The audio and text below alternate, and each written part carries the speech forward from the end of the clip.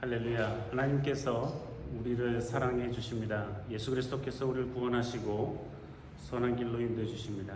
성령 하나님께서 우리를 돌보시고 함께 해 주십니다. 이 좋으신 성삼위 하나님께 이 시간 신령과 진정으로 예배 드리시겠습니다. 다 함께 일어나셔서 찬송가 32장 부르시겠습니다.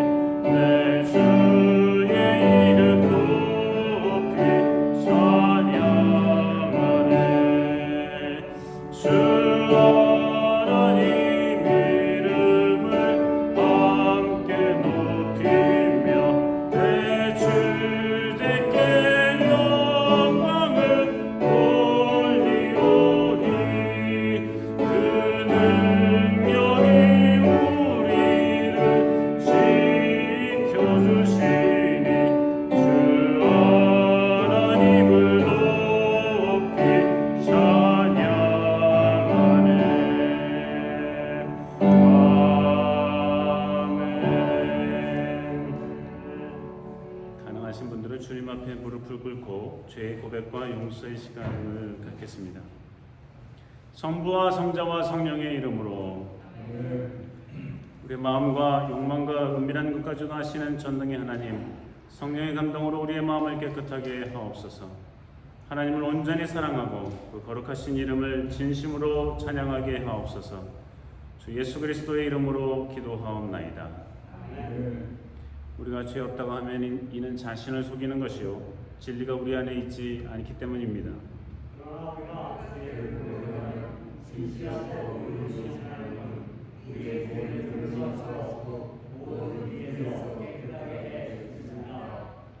하나님 아버지께 우리의 죄를 고백하시겠습니다.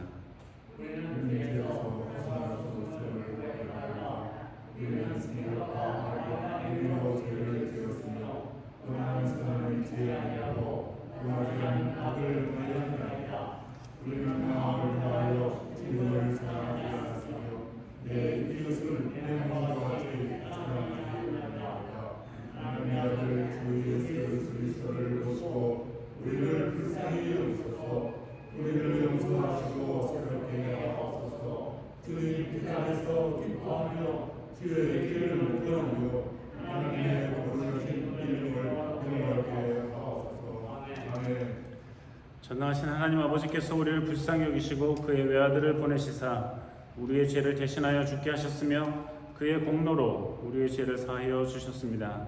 하나님의 부르심을 받아 안수받은 하나님의 말씀의 종인 나는 주 예수 그리스도의 명하심에 따라 여러분의 죄가 사해졌음을 성부와 성자와 성령의 이름으로 선포합니다. 함께 일어나셔서 성시교도 142번 하시겠습니다.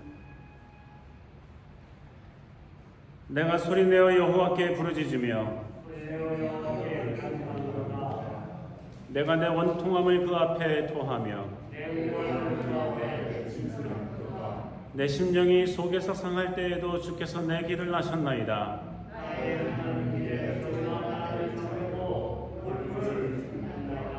내 우편을 살펴보소서. 나를 아는 자도 없고 피난처도 없고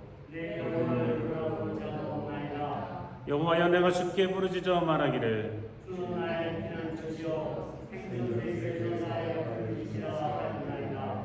나의 부르짖음을 들으소서. 나는 심히 비천하니이다.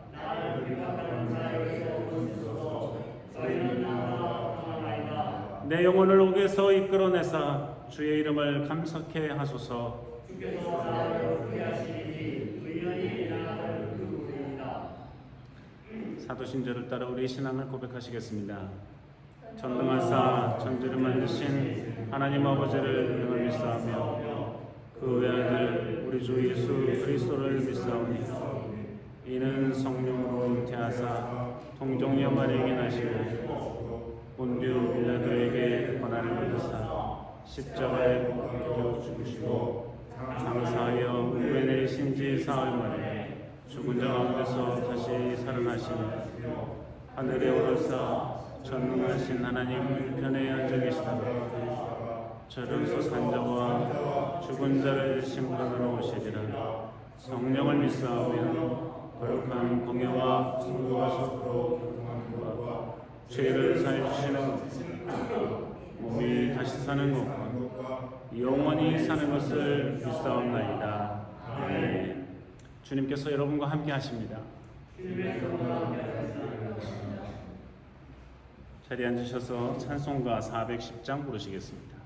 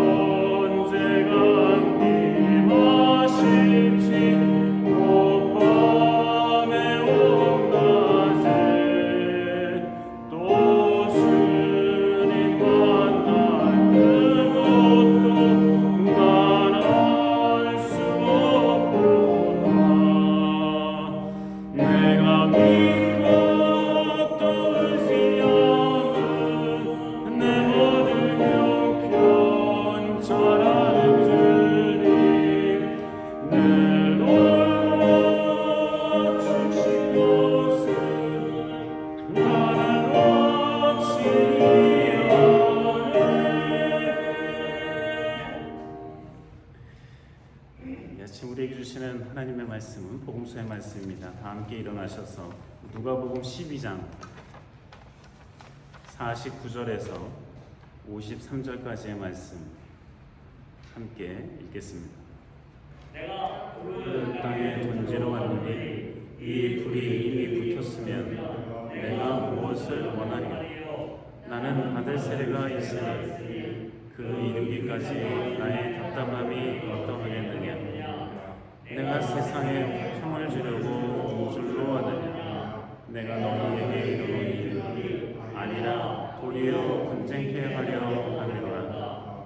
이후부터 한 집에 5사람이 있어 분쟁하되 셋이 둘과 둘이 셋과 하리니 아비가 아들과 아들이 아비와 어미가 딸과 딸이 어미와 시어머니가 며느리와 며느리가 시어머니와 분쟁하리라 하시니라. 이는 하나님의 말씀입니다. 자리에 앉으시겠습니다.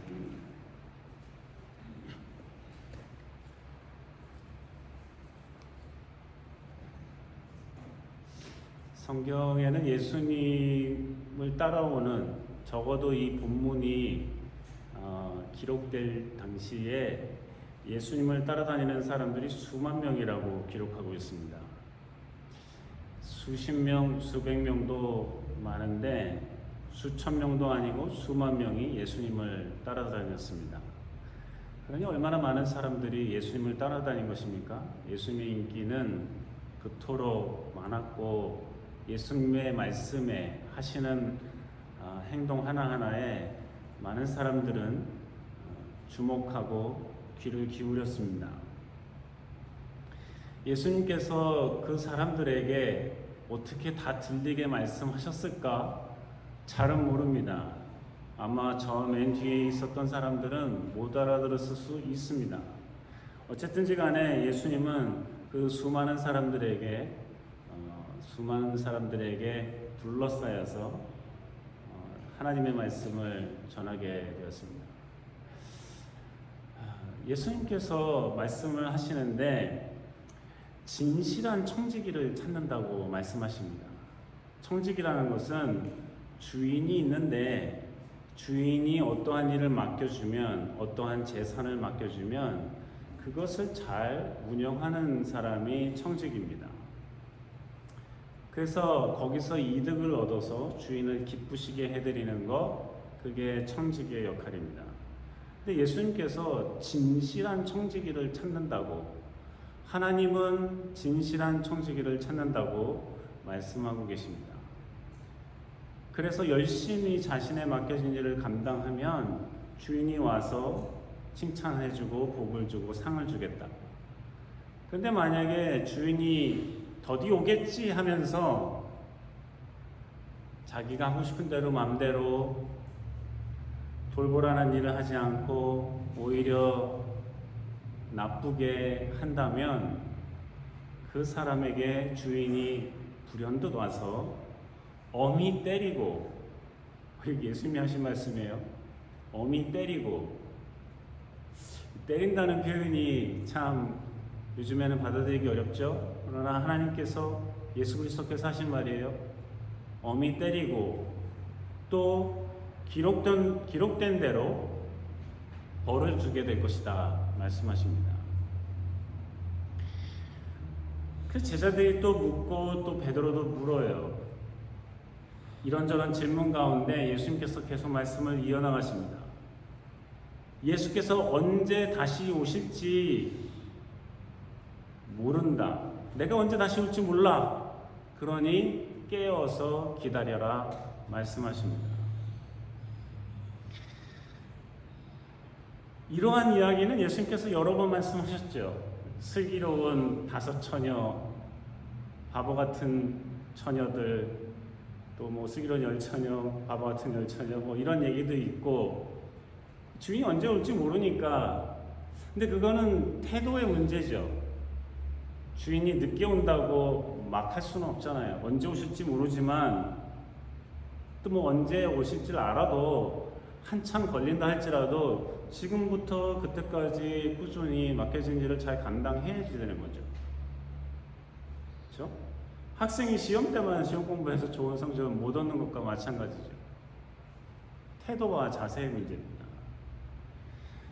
그런데 예수님께서 주인의 뜻을 알고도, 그러니까 예수님이 다시 올 건데 깨어 기다리라고 하는데 그냥 막연히 기다리는 게 아니라 깨어서 기다리라는 거죠. 깨어서 기다리는데 주인의 뜻을 알고도 예비하지 않고 준비하지 않고 주인이 원하시는 대로 행치 않으면 그 종은 많이 맞을 거라고 또 맞는 얘기를 하고 계세요. 여러분, 예수님께서 맞는 얘기, 맞는다, 때린다 이런 얘기 하니까 좀 거북스러우세요? 무조건 오냐 오냐 하고 오케이 오케이 하고 뭐 네버마인 하고 다 괜찮아, 뭐 죽여도 괜찮고 뭐 훔쳐도 괜찮고 다 괜찮아 그러시면 좋겠어요? 예수님은 그러신 분은 아니죠. 하나님도 그런 분은 아니에요. 예수님이 하시는 말씀이 주인의 뜻을 이 종이 알아요. 청지기가 알아요. 알고도 행치 않으면 많이 맞을 거야 말씀하세요. 근데 만약에 주인의 뜻을 잘 몰랐으면 그럼 용서해 줘야 될 거 아니에요. 근데 예수님께서 하시는 말씀이 모르고 그랬어? 그러면 덜 맞아. 많이 맞지는 않지만 덜 맞아. 어쨌든 그것도 잘못이라는 거죠. 왜 주인의 뜻을 몰랐냐 이거겠죠? 말했는데도 못 들었어? 하는 뜻이겠죠? 분명히 알만할 텐데도 몰라? 이런 말씀이겠죠? 모른다고 할지라도 일반적인 상식에 의해서라도 우리가 살아가면 어떻게 주님의 뜻을 모르겠냐 하는 거죠. 이게 주님의 뜻일까 아닐까 몰라도 일반적인 상식에만 따라도 크게 혼나거나 맞거나 할 일은 없지 않겠느냐 하는 겁니다. 예수님께서 말씀하시기를 많이 맡긴 사람에게는 많이 찾을 거다 말씀하세요. 무슨 말씀이냐면 5달란트를 맡겼으면 2달란트 맡긴 사람보다도 더 많은 결과, 더 풍성한 결과를 기대하신다는 거죠. 그 예수님이 매우 비합리적인 분이어서 1달란트 맡겼는데 너 5달란트 만들어.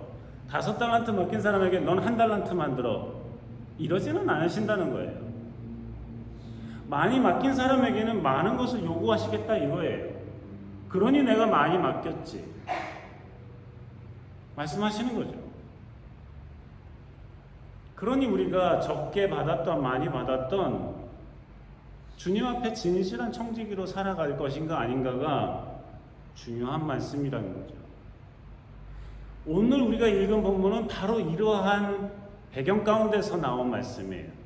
이런 배경을 모르면 갑자기 뭐 예수님이 불을 던지겠다 그러고 예수님이 불을 던지겠다는 거 아니에요. 평화를 주러 왔냐 분쟁을 일으키러 왔다 이 말을 이해하지 못하는 거죠. 이러한 배경, 이러한 말씀에 이어서 오늘 본문이 나오는데 예수님께서 말씀하시기를 내가 불을 땅에 던지러 왔다 말씀하세요. 한참 맞는다, 때린다 이런 얘기 하시더니 이제는 불을 던지러 오셨대요. 불이라는 거는 크게 두 가지로 볼 수 있는데 하나는 종말시에 예수님이 다시 오셔서 심판하실 때에 하나님의 백성들을 정결케 하고 새롭게 하는 수단이에요.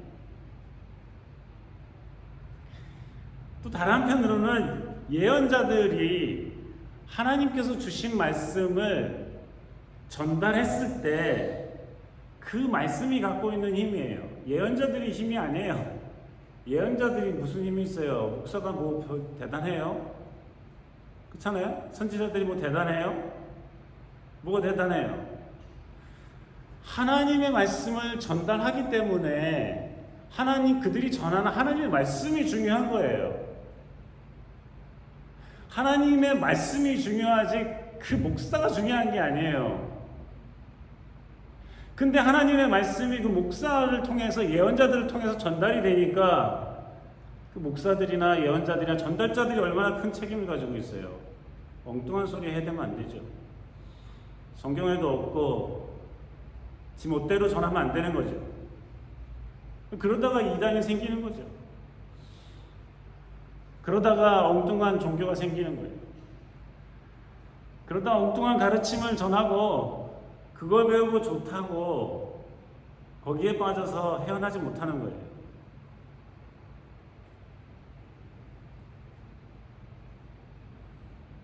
똑똑하고 많이 배우면 안 그럴 것 같아요. 제가 아는, 저는 그분을 다시 못 뵐 줄 알았는데 그분이 사이비 이단에 빠져서 딸을 데리고 그 이단 종파들이 같이 공동 숙식하는 데 갔어요. 잠깐 가고 왔다 갔다 한 게 아니라 아예 짐을 다 싸가지고 가버렸어요. 그 남편과 다른 식구들이, 친척들이 가서 애걸복걸을 해도 안 와요. 모든 걸 포기하고 거기서 그냥 살아요.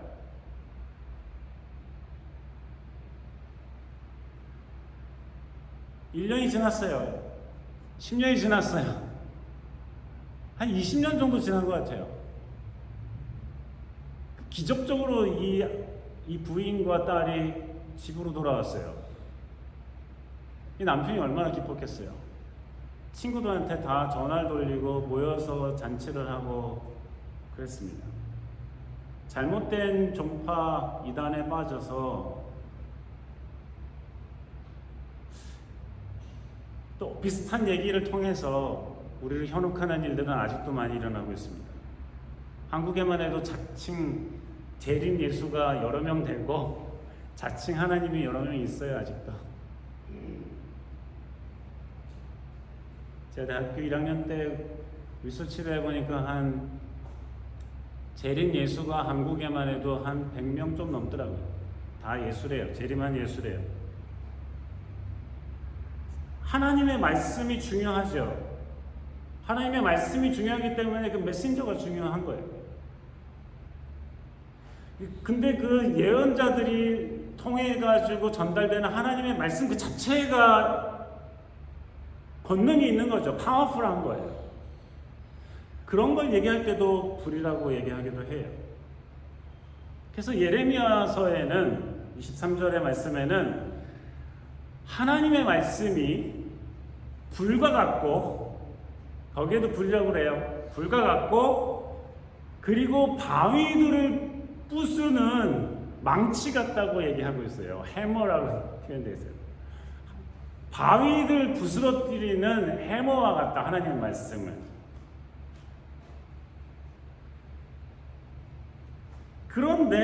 그런데 예수님께서 말씀하시는 이 불이라는 게 그럼 뭐냐 이거예요. 불이라는 게 이게 뭐냐 이거죠. 하나님의 진리의 말씀을 선포한다는 말씀이에요. 이게 불이라는 거죠. 예수 그리스도는 우리에게 진실을 말씀하시고 진리를 선포하셔서 그 말씀을 받아들이는 이들이 그 말씀을 들으면서 묵상하면서 읽으면서 어쩔 줄을 몰라 하는 거죠. 나 자신이 들여다 보이고 그 말씀을 통해서 내가 도전을 받고 나의 추함과 나의 더러움이 발견이 되고 그 말씀을 통해서 주님을 발견하고 주님을 발견하니까 어쩔 줄을 모르는 거죠. 그 영광과 그 놀라우신 은혜와 그 사랑에. 그래서 엎드려지고 예수님은 불을 던지러 오셨다는 거죠. 예수님이 불을 던지셨기 때문에 그 당시에 바리새인과 서기관들과 제사장들이 예수님을 미워한 거예요. 그들은 진리 가운데 있지 않았기 때문이에요. 그들은 진리를 많이 알고 있었지만 진리 가운데 살지 않았기 때문이에요. 부끄러우니까, 자신의 죄가 드러나니까, 자신의 치부가 드러나니까 저거 죽여버려야 되겠다 하고 예수 죽인 거잖아요. 비단 그런 사람들뿐만이 아니라 다른 모든 사람들도 마찬가지였어요. 예수님이 던지는 불이라는 건 그런 거예요.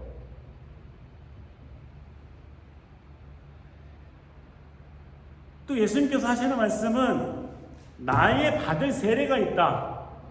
예수님 벌써 세례 받으셨는데, 세례요한한테. 그렇죠? 세례요한한테 세례를 받고서 공생애를 시작하셨잖아요. 근데 무슨 받을 세례가 또 있대요. 찾아보니까 이 모든 설명들은 다 예수님께서 십자가에 달려서 죽으시는 그 자체를 지금 예수님이 말씀하시는 세례로 받아들이고 있어요. 또 그거 외에는 달리 해석할 방법이 없어 보입니다.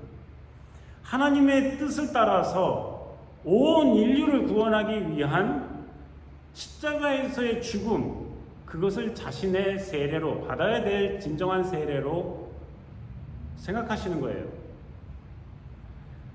그런데 그 세례를 받을 때, 오늘 말씀에도 보면 내가 받을 세례가 있는데 그것을 받을 때까지 내가 얼마나 답답하겠냐 말씀하세요. 그러니까 예수님도 이 땅에 오셔서 우리가 똑같은 인간으로 사시는 동안에 또 완전한 하나님이요 완전한 인간이지만 이 땅에 사시는 동안에 본인이 감당해야 될 희생과 죽음, 이걸 생각할 때마다 참으로 답답하고 두렵고 무서운 마음도 있으셨던 거죠. 그러니까 겟세마네 동산에서 기도하실 때도 주님, 가능하시면 이 잔을 내게서 지나가게 해주십시오. 내가 이거 안 받고 싶습니다. 이게 힘들고 고통스럽습니다. 두렵습니다. 이런 기도를 하시잖아요.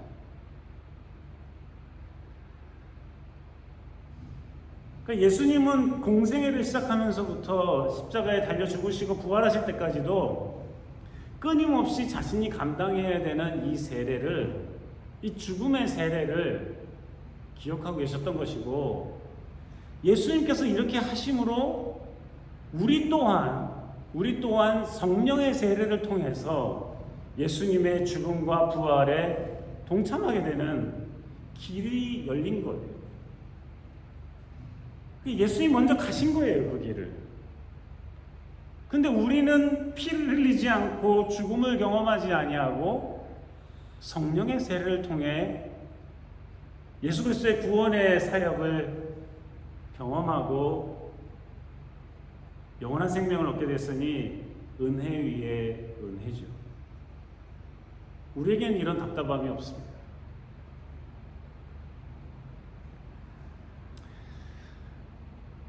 예수님께서 내가 세상에 화평을 주러 왔냐? 도리어 분쟁케 하러 왔다. 이것도 이 전에 말씀이 없으면 이게 뭐야? 이분 뭐하러 왔어? 왜 분쟁을 일으켜? 할 수 있죠. 예수님이 말씀하시는 분쟁이라는 게 뭔가 생각할 수밖에 없어요. 누가복음 2장 14절에 보면 예수 그리스도의 탄생에 대해서 말씀하실 때 크게 노래하고 찬송하고 천사들이 이렇게 할 때에 이런 말씀이 있어요. 지극히 높은 곳에서는 하나님께 영광, 땅에서는 모든 사람들의 평화. 이렇게 읽으면 틀리게 읽은 거죠. 완전히 달라지는 거예요. 정말 모든 사람들에게 평화일까요? 그러지 않아요. 성경 자체도 기뻐하심을 받은 이들에게는 평화라고 하고 있어요. 그러면 기뻐하심을 받지 못한 사람들에게는 평화가 아닌 거예요. 고통인 거죠. 예수 그리스도를 구주로 믿고 받아들이고 아멘 하고서 그리스도인이 되면 평화죠. 예수님이 오신 건 평화죠. 예수님 구원하러 오셨으니까 이렇게 좋은 게 어디 있어요? 구원자가 오셨으니까 I'm okay, 이제 됐어. 기쁘고 즐겁고 평화로운 거죠. 하나님하고 평화로워지고 이웃과 평화로워질 수 있잖아요. 그런데 그러지 못한 사람들에게는 예수님이 왔어? 겁이 나는 거예요. 어떻게 됐지 않을까? 혹은 무시하는 거죠. 저 별것도 아닌 게 왔어? 정말 하나님의 아들도 아닐 거야. 이게 그 당시 사람들이 했던 생각이고 오늘날도 그런 사람들이 많죠. 하나님, 예수님 거짓말이야 하는 사람들 많죠. 나는 다른 종교를 믿을래 많죠. 이 말씀과도 관련이 있어요. 평화를 주러 왔으면 모든 사람에게 구원을 선포한 것은 평화지만 그들이 예수 그리스도를 영접하지 않았을 때는 그들에게는 평화가 없는 거예요. 그러다 보니까 예수 그리스도의 진리를 받아들인 사람과 그러지 않은 사람, 아들과 아들끼리, 식구들끼리 분쟁이 일어나게 돼 있다는 것이죠. 나는 그리스도를 믿고 구원을 얻어, 너도 그러자. 그거는 다 거짓말이야. 아니 그 진실이야. 분쟁이 일어나게 돼 있죠. 이걸 가지고 무슨 시어머니와 며느리가 하는 이런 얘기 나오니까 오늘날의 고부간의 갈등이니 뭐니 얘기하면은 그거는 말도 안 되는 소리예요. 아무리 가까운 식구들이라도 예수 그리스도를 구주로 영접한 사람과 그렇지 않은 사람과의 그 갈등과 그 불화와 그 긴장이 있을 수밖에 없다는 말씀 하고 계세요. 그러면 그런 분쟁을 일으키는 게 좋은 거예요, 안 좋은 거예요? 여러분, 분쟁이 일어나면 좋은 거예요, 안 좋은 거예요? 여기서의 분쟁은 안타까운 일이죠. 모든 분쟁은 안타깝고 고통스러운 일이에요. 그렇지만 같이 평화로우면서 같이 망하게 내버려둘 수 없는 거예요, 예수님께서. 그러니까 진리를 선포하시는 거예요. 예수 그리스도만이 구원받을 수 있는 길이라 말씀하시는 거예요. 그러니 그리스도인이 여기에서도 어디에서도 심지어는 불교 국가나 이슬람 국가에 가서도 예수 그리스도만이 구원입니다 하고 전파할 수밖에 없는 거예요. 그들이 그냥 이게 맞는 거다 생각하고 이게 옳은 거다 생각하고 내가 믿는 종교만이 구원을 가져다 준다고 믿고 있는 사람들에게 도전이 되고 귀찮은 일이 되고 성가신 일이 되고 굉장한 도전과 대드는 것이 되고 이거 싫어하지만 그리스도인들이 어쩔 수 없이 전하는 거예요. 그럴 수밖에 없는 거예요. 그게 바로 내가 화평을 주려고 온 줄 아냐. 분쟁을 주려 왔어. 예수님의 말씀이에요. 사랑하는 성도 여러분, 지금 예수님께서는 수많은 사람들에게 말씀하고 계십니다. 진실한 청지기를 찾는다. 주님께서 맡겨주신 일이 무엇인지 생각하고 성실이신 실되게 잘하는 사람은 칭찬과 복을과 상을 얻지만 뭘 원하시는지 알면서도 말을 안 들어? 맞을 거야. 때릴 거야 내가. 예수님 하시는 말씀이에요. 때릴 거야. 벌 줄 거야. 모르고 그랬어? 그래도 맞아. 그래도 벌 받아. 많이 맡겨줬어? 떵떵거리고 혼자 잘났다고 할 것이 아니라 많은 걸 가지고 어떻게 하나님을 기쁘시게 해드리고 이웃을 사랑할 것인가 생각해야지. 적게 받았다고 위축돼서 나는 아무것도 안 할래 하고 한 달란트 묻어두시듯이 할 거야? 이것도 하나님이 주신 건데 성실한 태도를 가져. 이러한 가운데 불과 세례, 화평과 분쟁을 우리가 진실되게 생각해야 된다는 것입니다.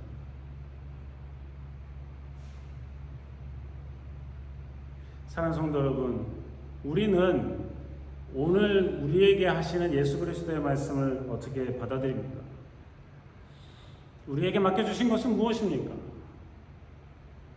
우리에게 던져주신 불과 우리에게 던져주신 분쟁은 무엇입니까? 정말 우리의 믿음을 지키기 위해서 애쓰고 수고하고 있습니까? 지금까지는 아니 여기에서는 네가 믿는 믿음을 지키기 위해서 목숨을 내놓을래, 팔다리를 내놓을래 하는 사람은 없지만 그러한 가운데서 사는 사람들이 이 말씀을 보면 눈물을 머금고 용기를 내고 죽을 각오로 예수님을 믿는 사람들이 있지 않습니까? 혹이라도 우리에게 이러한 도전이 온다면 우리는 어떻게 살아가야 될 것입니까?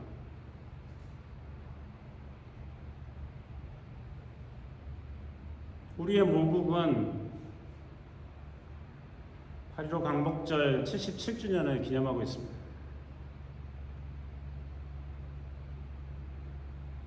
다른 나라가 다른 나라를 침략해서 착취하고 뭐 때문에 그런 짓이죠? 벌 받아야 될 짓이라고 생각합니다. 하나님이 그런 나라들, 그런 사람들은 벌을 많이 주시기를 원해요. 벌을 주시려면 좀 빨리 주셨으면 좋겠다는 생각도 합니다. 유럽의 여러 나라들이 약한 나라들을 수탈했어요. 수십 년, 수백 년 죽이고 끌고 가고 훔쳐가고. 대형 박물관이요. 도둑질한 거 뭐 하는 거 아니에요? 대단해요?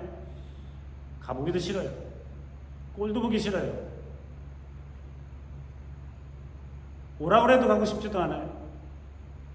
그거 보고 굉장히 만뇌하고 좋아하고 웅장해하고 뭐 부러워요? 도둑질한 건데, 훔쳐온 건데, 죽이고 뺏어온 건데. 일본에 가 있는 한국의 문화재와 끌려갔던 사람들이 얼마나 많아요.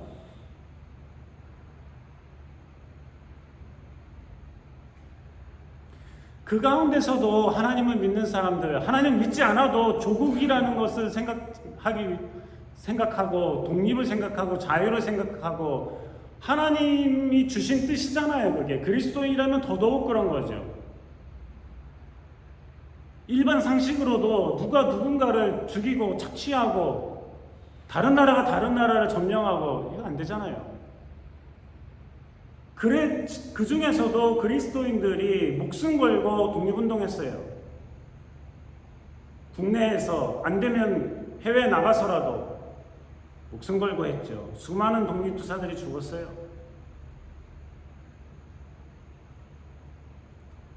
하나님께서 주신 자유를, 하나님께서 주신 복을 진실된 청지기로 살아가라고 하는 하나님의 말씀을 지키고자 했던 그런 사람들이라고 생각합니다.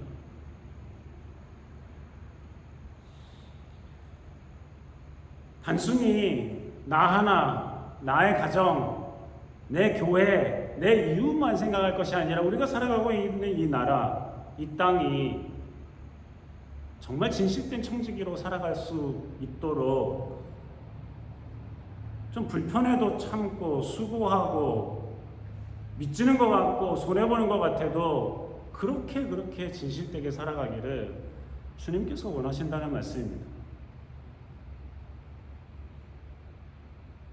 하나님께서 예수 그리스도에 다시 오시는 그날에 그렇게 진실된 청지기를 찾아 상과 복을 주시고 그렇지 못한 이들을 때리시고 벌을 주실 때 그렇게 분쟁 가운데 사람들을 양과 염소로 갈라놓을 때 막연히 나는 당연히 양쪽에 있어야지 그럴 거야 막연히 생각하고 자신의 실제의 삶은 그런 거 아닌가를 점검해 보지 않는다면 예수님의 말씀은 우리에게 공허한 메아리가 될 수밖에 없다는 말씀이죠. 오히려 이 말씀을 붙들고 내가 온전히 양의 무리에 서서 내가 주님께서 뭐 했냐고 찾으실 때 주님 여기 있습니다 드리고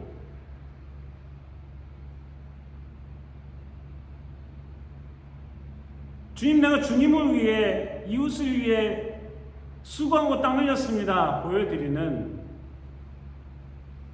열매를 드리는 우리들 모두가 되기를 주님께서 원하고 계십니다. 기도하시겠습니다. 하나님 아버지, 예수 그리스도의 말씀을 우리 가운데 중심에 새기고 과연 그리스도인답게 하나님의 자녀답게 이 땅에서 진실된 청지기로 살아가게 하옵소서. 예수님 이름으로 기도합니다.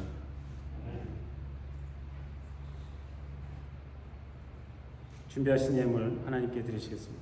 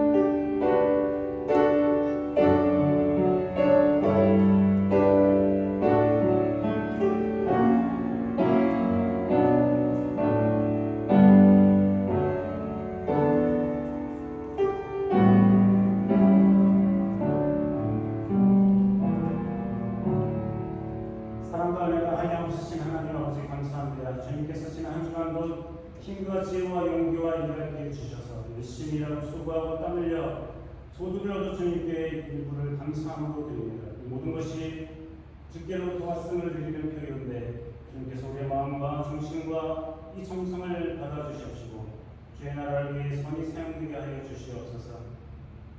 하나님 아버지 또 한 주간을 살아가겠습니다. 주님께서 동행하여 주시고 힘과 용기를 허락하여 주시옵소서. 맡겨진 일들을 성실히 잘 감당할 수 있도록 도우시고 인도해 주시옵소서. 하나님 아버지, 저희 고국은 광복절 77주년을 맞이하고 있습니다. 수십 년간 저 악한 일본이란 나라에 억압받고 식민지로 노예처럼 버러지처럼 살아왔던 우리 선조들이 하나님 주신 힘과 용기로 부연히 일어나 독립을 위해 목숨 흘리고 피 흘리고 그래서 끝내 얻어낸 주님께서 주신 자유와 평화, 하나님 우리의 고국이 그 귀한 평화를 잘 지켜나갈 수 있도록 도와주시고 늘 감사함으로 살 수 있도록 도와주시고 그렇게 희생하고 수고하는 이들을 존중하며 존경하며 살아갈 수 있도록 도와주시옵시고 다시는 그런 일들이 생기지 않도록 정신적으로 경제적으로 또 영토적으로 어떤 면에서도 억압받고 착취당하지 아니하고 자유롭고 복된 삶을 살아가는 나라와 민족이 될 수 있도록 도와주시옵시고 마음으로 기계를 펼치며 하나님의 나라를 위해서 애쓰고 수고하는 믿음의 백성들이 다 될 수 있도록 도우시고 인도해 주시옵소서. 진실된 청지기를 찾는다는 예수 그리스도의 말씀을 생각하며 주님, 저희가 진실되게 살아가겠습니다. 그렇게 하고 있습니다. 주님 앞에 자신을 내어드리는 믿음의 사람들 다 되게 하여 주시옵소서. 예수님 이름으로 기도합니다.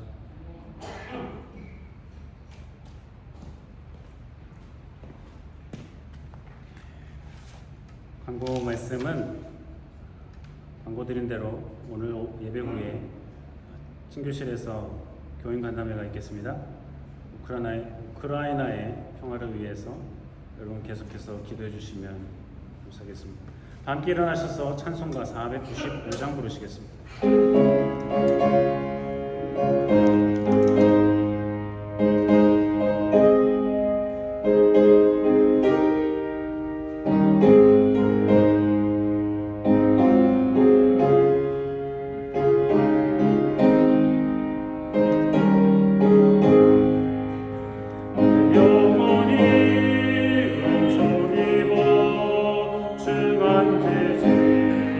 먹고 보니 슬픔 많은